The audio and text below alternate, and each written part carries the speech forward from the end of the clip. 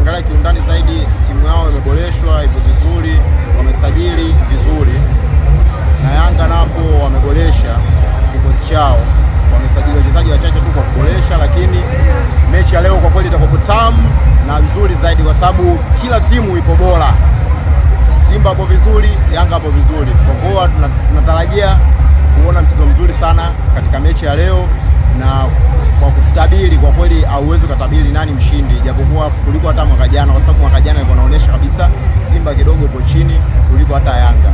Kwa mwaka huu kidogo na kwa ngumu, kwa sababu kila timu ipo vizuri.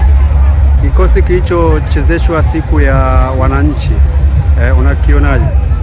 Kwa kweli kikosi kilichocheza siku ya wananchi ni kikosi ndio.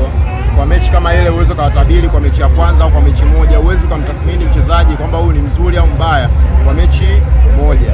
Mtathmini mchezaji huyu mzuri au mbaya kwa mechi 5, mechi 4. Hapo unaweza kusema kweli huyu mchezaji, japokuwa ni kikosi kiliwekwa tu ili kwa sababu wote wacheze, kwa sababu ile ni shughuli ya Yanga Day, kwa kuwa ilibidi wachezaji wote waonekane, kwa hiyo ikabidi tu wawepo.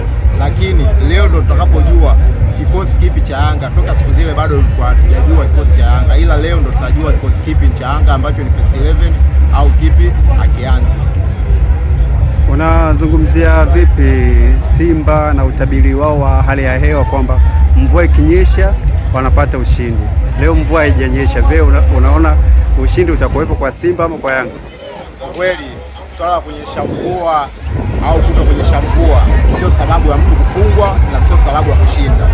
Kama imepangwa kwamba utafunga au utafungwa, utafungwa, na kama umepanga wewe utashinda, utashinda.